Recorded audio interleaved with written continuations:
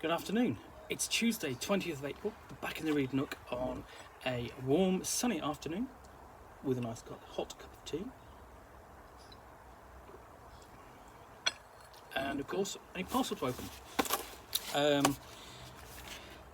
This is a clue as to who it's from. Okay, and it says, excited? Why not tell your friends on social media about your new stuff? Maybe do an unboxing video, write a review, or post some cool photos. Well, here we are. Anyway, this is from Monkey Blood Design, for whom I edit books on the odd occasion, and fun books there are to edit too. So this is something interesting that I knew was arriving soon. I'll just get my knife. There we go. I want to come and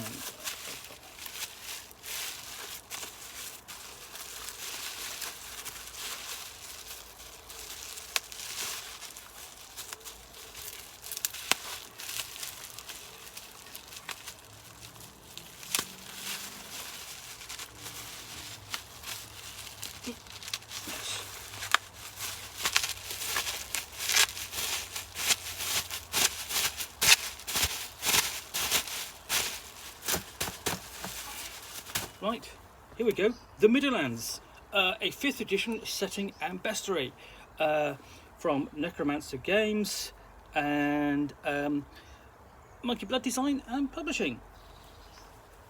So this is for Dungeons and Dragons 5th edition, a green-hued dark fantasy old-school mini setting and bestiary set in a twisted Middle-Age England. Situated in the middle of the Havenland is an area known by the ancestors as the Middle Havenlands. They don't use that name much anymore, preferring to talk lazily and skip letters. In strange accents, often misheard and little understood by those outside the central region, they call it the Midderlands, and themselves Midfolk or Midderlanders. Everywhere, though, the Midderlands is tainted by green-tinged menace that rises from Middergloom, the deep and mysterious realms beneath the surface. It affects nature and order, sometimes subtly and sometimes catastrophically. Middergloom is often described as hell bathed in green fire and flames, green-tinged viscid slime, noxious acrid vapours and miasmas of hopelessness creep upwards from below. Amongst them, viridian-coloured demons, lime green tentacles, and other malachite horrors claw their way to the surface to wreak havoc. The lords of the land are always working to keep things at bay. They fight endlessly as if holding back a torrent of despair. Things despair in this viridian-hued landscape. Evil eyes blink and watch, teeth and claws scratch and sharpen. Gaping maws slobber and draw. All is not content in the Midderlands. So this originally started as a supplement for basically a setting for use with Labyrinth Lord, but it would work with any essentially old school Renaissance game, so whether that's Lamentations of the Flame Princess or the more recent old school Essentials. Now I am credited in here because as I'm not the editor, that's Edwin Nagy, one of the original authors, but he's also the project manager. I did the original editing and additional text, which let's have a look.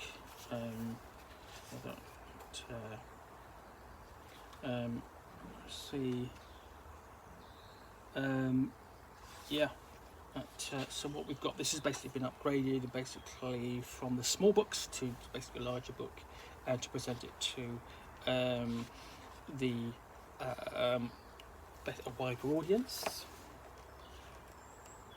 And then you've got a map of the Middergloom right down into the depths.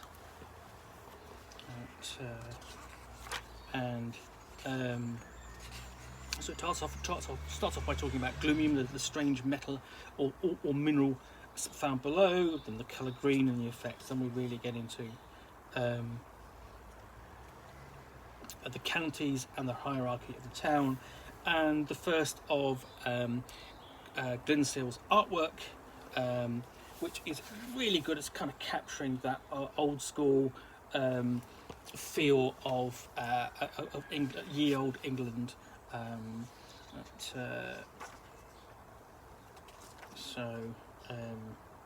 we get to basically this is a map of the area. So here we go. And what's interesting here, you've got places here like let's have a look. Yeah, up there, Leachfield, and places like that, and then Rudgley, and so on. Shellstone are all placed upon Willenhall and so on, actual towns in and around the Midlands. And I'm actually in the Midlands. I do live. There is a place called Herdingtown in this setting, which is where I live, or where it's based upon.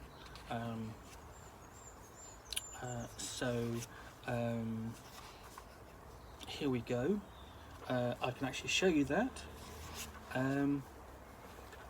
Herdingtown. There we go. I should live somewhere near there. If I was an actual character in the setting. And there's a secret to that as well, which people may or may not know.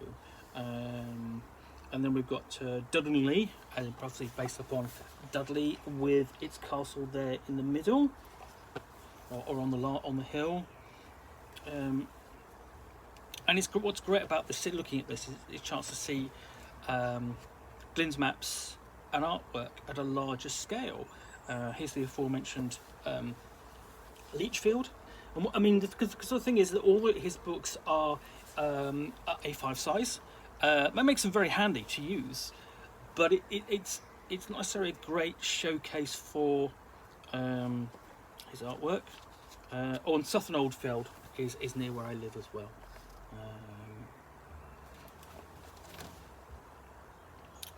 Although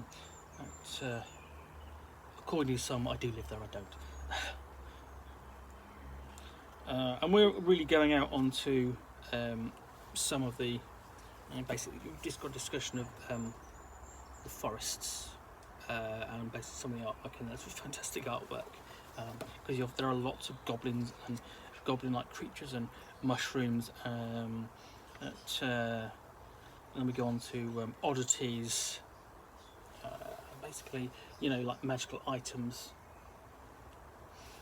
So, for example, the Mask of the Pig Orc is a crudely made iron mask that bolts and padlocks around the neck, made of battered dented iron, riveted in brass. This mark makes the form of a badly drawn pig. The snout is long and cylindrical, ears triangular and bent. When you wear the mask, the creature within 20 feet of you that looks at you must succeed a DC 14 Wisdom throw or stare agog at the porcine visage until the end of your next turn. Let's have a look.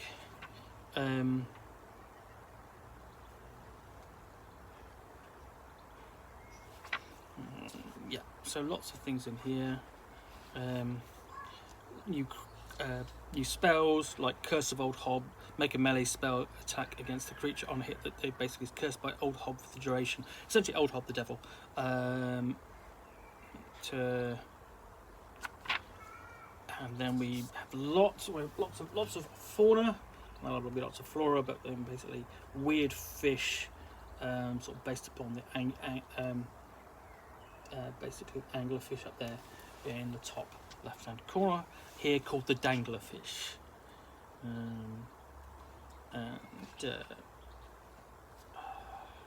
We go on to creatures, and we've got a size comparison. I do like a good size comparison.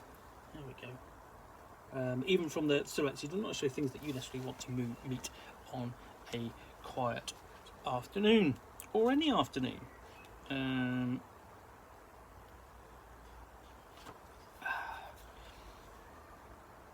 So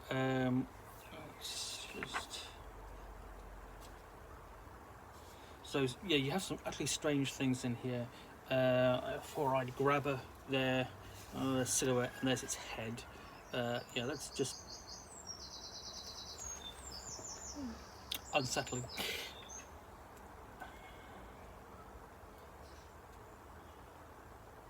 And there's a whole thing about bottle jacks, which love living in bottles. And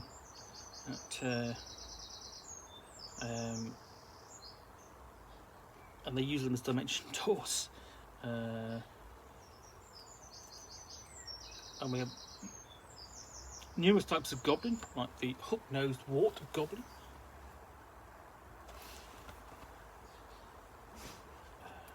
So I'm hoping essentially that this will be the first of 3 books or so, because there are 3 books in the series. The Midderlands, the expanded Midderlands, which covers the rest of the country and a bit more, and Great London, which presents essentially the city, which has a very Tudor feel to it.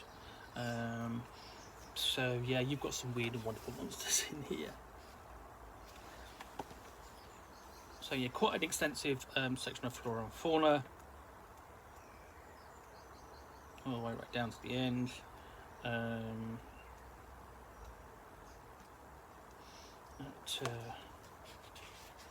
And options, and basically the various races in Midlands. So it does address things like the Dragonborn, gnome, tiefling, and so on. And they're not normally found in the setting as such. They're very much 5th edition characters, whereas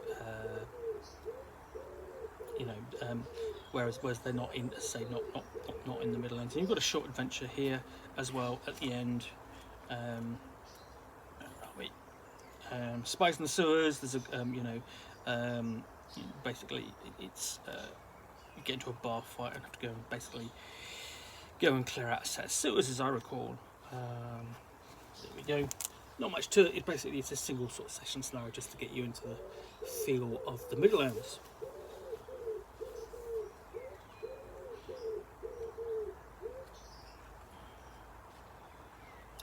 And then you've got a quick maps location guide, and also the Midderhenge, Great Stonehenge. Let's have a look.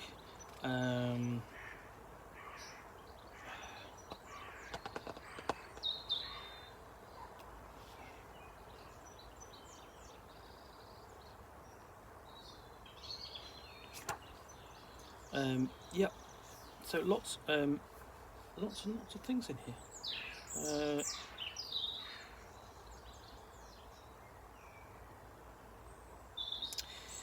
Yeah, it's interesting. I mean, what's interesting here essentially is to revisit this, because I've not really looked at any depth for a while, because I've played it in a couple of times, but mostly my interaction with it is basically working on the text and having a look at the finished books when they arrive, like this.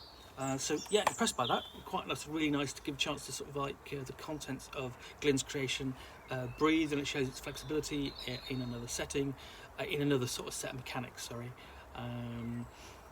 So that's the Midderlands, a 5th edition setting at Bestiary, published by Necromancer Games for Monkey Blood Design. Oh, warning, does contain strong language, but it is about the Midderlands, and you don't get weak language in the Midderlands.